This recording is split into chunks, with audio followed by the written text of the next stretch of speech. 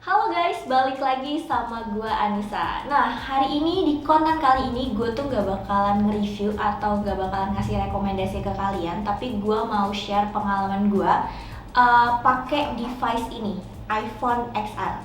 Kalau nggak salah sebelumnya tuh di channel YouTube JLID udah pernah ya ngebahas tentang iPhone XR, tapi bukan lebih ke user experience ya. Nah, kalau ini gue bakalan lebih ngebahas buat user experience gimana sih gue pakai iPhone XR dan handphone ini udah gue pakai ngapain aja. Tonton videonya sampai habis.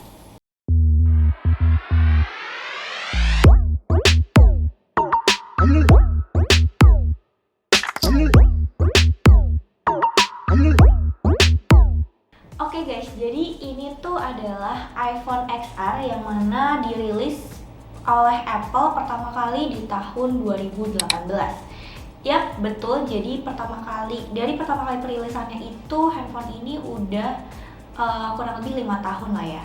Dan handphone ini gue beli itu second Inter dari pemakaian pribadi, yang mana gue beli langsung dari user yang udah pakai handphone ini sekitar 1-2 tahunan kalau nggak salah, informasi yang gue dapat waktu itu.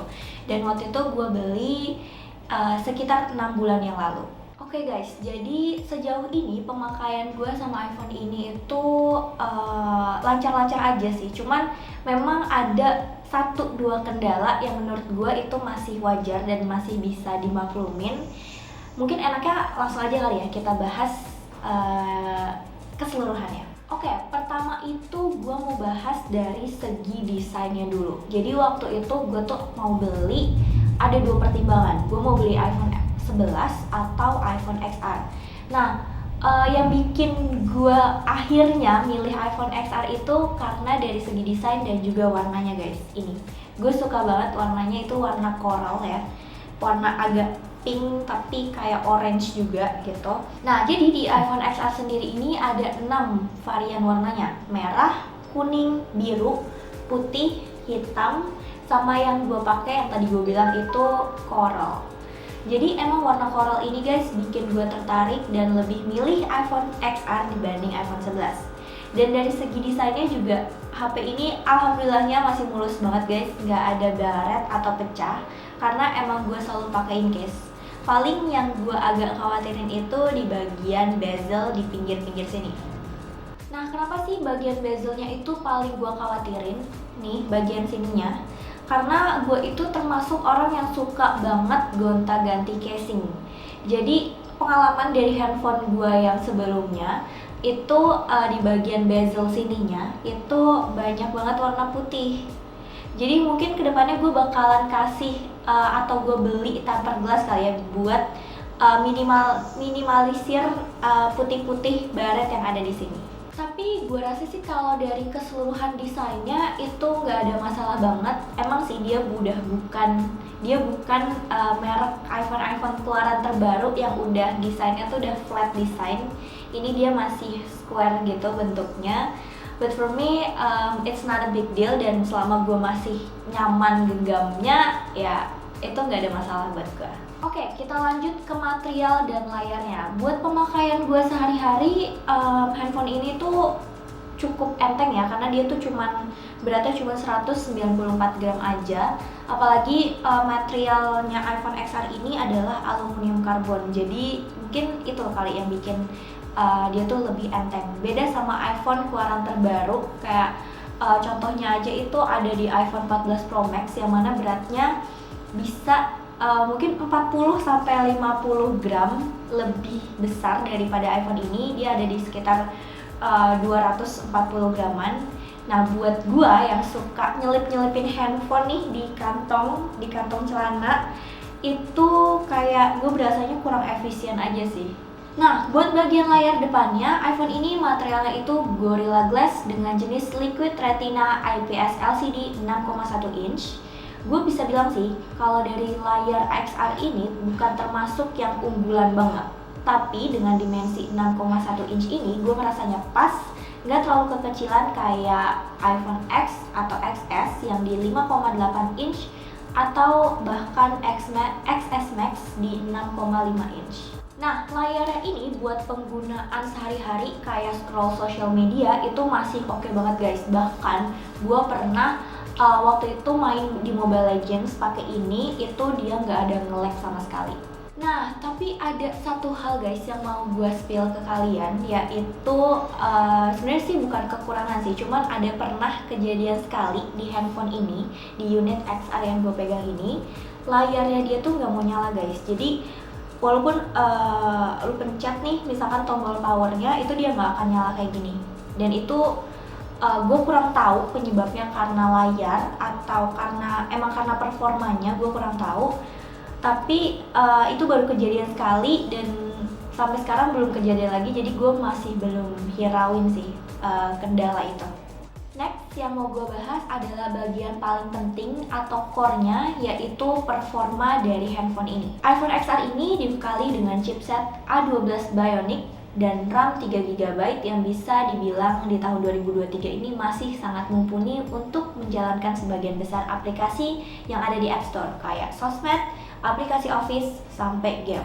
Nah, buat game yang high-end, contohnya kayak Genshin Impact, itu dia emang gak bisa dipungkirin ada beberapa nge-lag dan temperatur HP-nya tuh panas, khususnya tuh di bagian belakang. Tapi selain itu sih menurut gua gak ada masalah guys, bukan masalah yang mengganggu banget. Nah, buat urusan performa menurut gua iPhone XR di tahun 2023 ini gak ada masalah sama sekali, masih aman.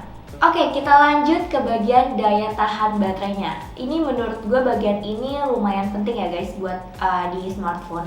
Nah, buat XR sendiri daya tahan baterainya itu dia kapasitasnya ada di 2942 mAh.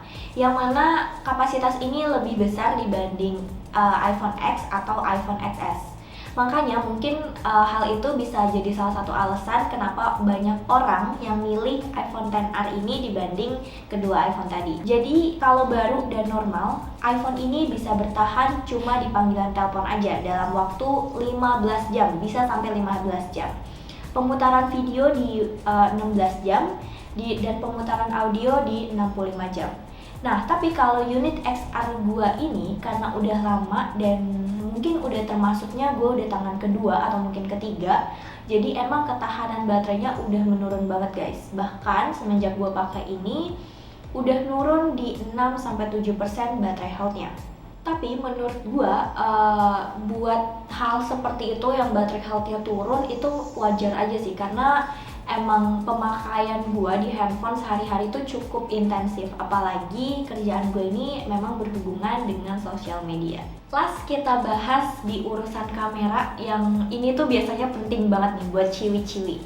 Nah, buat sehari-hari itu kamera iPhone XR gue ini gue pakai buat kebutuhan konten. Biasanya gue pakai handphone ini buat record TikTok, selfie, sama bikin Instastory. Kalau iPhone gue rasa sih kameranya tuh udah nggak perlu dipertanyain lagi ya guys. Ya emang hasilnya bagus, nggak kurang dan juga nggak lebih, pas aja gitu. Dan alasan lain gue milih iPhone XR ini dibanding iPhone 11 itu karena gue suka tone warnanya.